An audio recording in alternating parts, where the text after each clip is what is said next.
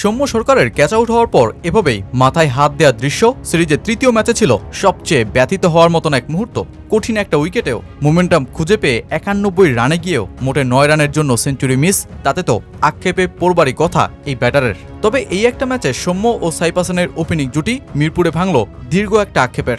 এই দুজনার 100 পেরোনো ওপেনিং জুটি মিরপুরে 10 বছর ধরে চলে আসা হতাশার মেঘ কাটালেও বরং এই উইকেট গর্বের চেয়ে লজ্জায় যেন উপহার দিয়েছে বেশি। উল্টো দিকে সাইফ হাসান দেখালেন সঙ্গী পেলে তিনি কতটা এগোতে পারেন। এক ইনিংসেই 6টি ছক্কা, যা তাকে যৌথ রেকর্ডে তৃতীয় পজিশনেই জায়গা দিয়েছে টাইগার ইতিহাসে। তো চলুন দেখে নেওয়া যাক একটা 176 রানের জুটিতে কোন কোন রেকর্ডে বসেছেন সৌম্য সাইফ জুটি। বলা হয় বাংলাদেশ ভালো খেললেই বরং ইতিহাস তৈরি হয়, লেখা হয় রেকর্ড। কারণটা অবশ্য বাংলাদেশ ক্রিকেটের জন্য উল্টো লজ্জারই, কারণ রেকর্ডের এই সকল পাতাগুলোতে আজও আধিপত্য বিস্তার করতে পারেনি টাইগাররা। তাই তো ভালো খেললেই রেকর্ড অবধারিত। এই যেমন ওয়েস্ট ইন্ডিজের বিপক্ষে সিরিজে মিরপুরের মাঠে যেখানে ব্যাটিং করাটাই কষ্টসাধ্য হয়ে পড়েছিল, টানা 2 ম্যাচে 2 দলই বেশ ভুগেছে সেই একই উইকেটে সৌম্য ও সাইফ জুটির ভিন্ন কৌশল, ডিফেন্সিভ থেকে অ্যাটাকিং ক্রিকেট। আর তাতে অবশ্য ফলাফলটাও মিলল। প্রথম 10 ওভারে কোনো উইকেট না হারিয়েই 74 রান, আর এই জুটি থেকেই 152 বলে 176 রান যোগ হওয়া। বাংলাদেশের ওয়ানডে ইতিহাসে 24তম বারের মতন ওপেনিং জুটিতে সেঞ্চুরি। তাও এই রানের সংখ্যাটাই এখন ওপেনিং জুটিতে দ্বিতীয় সর্বোচ্চ রানের রেকর্ড।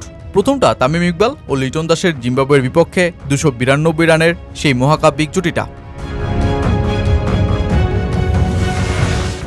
যে ইনিংসে সৌম্য নিজের চতুর্থ সেঞ্চুরিটাই মিস করে বসেন 91 রানে আউট হয়ে। সাইফ অবশ্য নার্ভাস 90-তে যেতে পারেননি। 72 বলে 80 রানের ইনিংসে সাইফ হাঁকিয়েছেন 6টি ছক্কাও। তাতে অবশ্য একটা রেকর্ডে সাইফ উঁচু জায়গাতেই বসেছেন। ওয়ানডেতে এক ইনিংসে সর্বোচ্চ ছক্কা লিটন দাসের 8টা।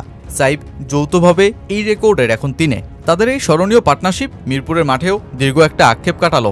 ওপেনিং জুটিতে সেই 2023 সালে তামিম লিটনের সেঞ্চুরি জুটির পর দীর্ঘ 2 বছরেরও বেশি সময় পর দেখা মিলল আরেকটা শতক ছোঁয়া ওপেনিং জুটির। মিরপুরের মাঠে অবশ্য এই আক্ষেপটা আরও দীর্ঘ। 2015 সালের 11 নভেম্বরের পর ওয়ানডেতে যে কোনো দল মিলিয়েই সেঞ্চুরি পাওয়া প্রথম উদ্বোধনী জুটি বনে গেলেন সাইফ সৌম্য। দীর্ঘ 10 বছর পর নিভে যাওয়া প্রদীপে আলো জ্বলেছে ঠিকই, তবে তাতে লজ্জাটাই বরং জুড়ে বেশি।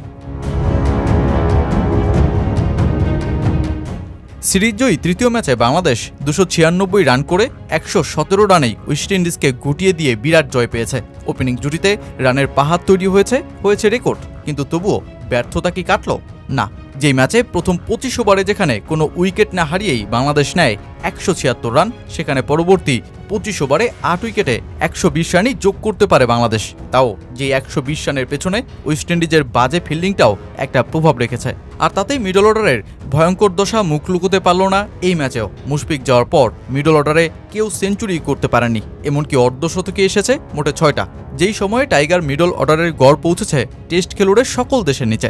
10 ম্যাচে এই সময়ে মিডল অর্ডারে 21 গড়ে রান এসেছে স্কোরবোর্ডে। আর মিডল অর্ডারের যেই দৈন্যদশা, সাইফ সৌম্যের দারুণ ব্যাটিং শো আগলে রাখতে পারল না এই ম্যাচেও।